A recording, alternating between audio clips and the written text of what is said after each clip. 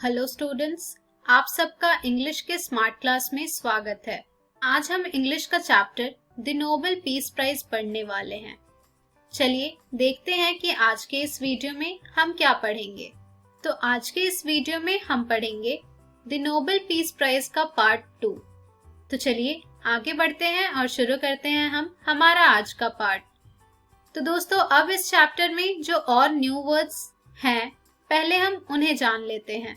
तो और भी जो न्यू वर्ड्स हैं वो हैं ट्रिगर्ड, जिसका कि मतलब होता है caused an event to happen, यानी कि किसी चीज को या किसी इवेंट को होने के लिए उकसाना एक प्रकार से, उसे कहते हैं ट्रिगर्ड।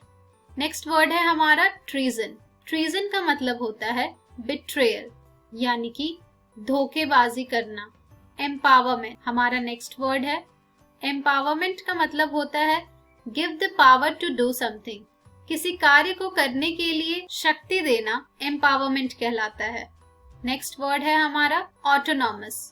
ऑटोनॉमस का मतलब होता है having the freedom to act independently, स्वयं किसी कार्य को करने के लिए आजादी को ऑटोनॉमस कहते हैं। तो दोस्तों, ये थे कुछ न्यू वर्ड्स इस चैप्टर से रिलेटेड, जिनके की वर्ड मीनिंग्स हमने अभी जाना है। तो चलिए अब हम बढ़ते हैं इस चैप्टर की ओर, जिसमें अब हम जानने वाले हैं द 14th दलाई लामा के बारे में। स्क्रीन पर आपको उनकी पिक्चर दिख रही होगी। ये नोबेल पीस प्राइज 1989 अवॉर्डी हैं, जिन्होंने अपना बहुत ही ज्यादा योगदान दिया था चाइनीज डोमिनेंस को खत्म करने में तिब्बत में। तो ये जो 14th दलाई लामा है, इनका जन्म तेंजिन ग्यात्सो 1935 में सिन्हाई प्रोविंस चाइना में हुआ था। He was of Tibetan parentage and Tibetan monk visited him when he was 3 and announced him to be reincarnation of the late 13th Dalai Lama. इनकी जो parentage है वो तिब्बतन है, और जब वो 3 साल के थे तब तिब्बतन monks जिन्होंने अनाउंस किया था इन्हें to be incarnation of the late 13th Dalai Lama. At age 5, Tenzin Gyatso was taken to be Tibetan capital of Lhasa and installed as the leader of Tibetan Buddhism. 5 साल की उम्र में टेंजिन ग्यात्सो को Tibetan capital Lhasa ले जाया गया, जहां पर उन्हें तिब्बतन बुद्धिज्म का लीडर बनाया गया।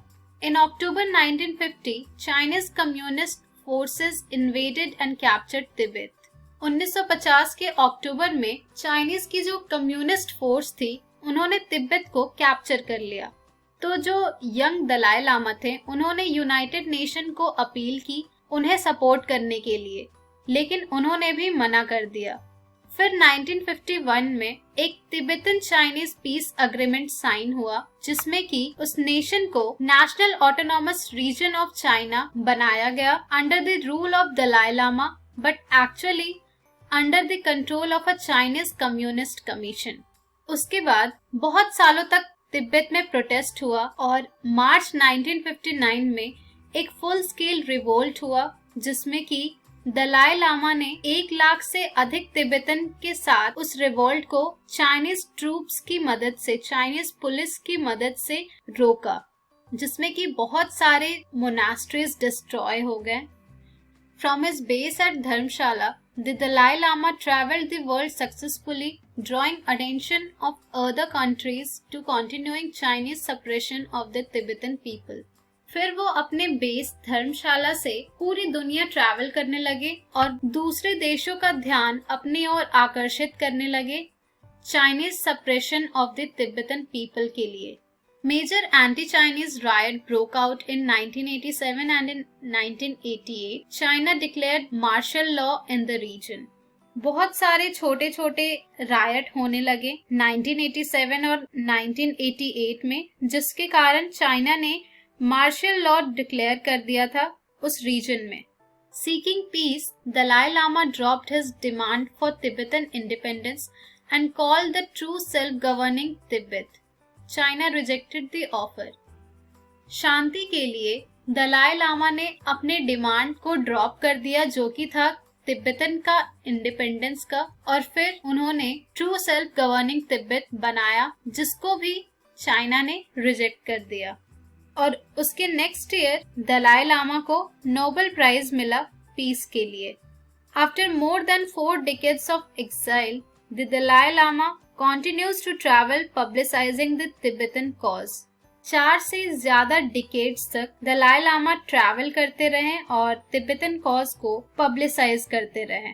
तो दोस्तों ये थी थोड़ी बहुत जानकारी दलाई लामा के बारे में, द 14 दलाई लामा के बारे में। चलिए अब हम जानते हैं नेल्सन मंडेला के बारे में। स्क्रीन पर आपको उनकी पिक्चर दिख रही होगी, जो कि नोबेल पीस प्राइज अवॉर्डी हैं 1993 for his leadership and his anti apartheid activism in south Africa. South Africa में ये जो रंग भेद चल रहा था उसे हटाने के लिए या उसे रोकने के लिए मिला था।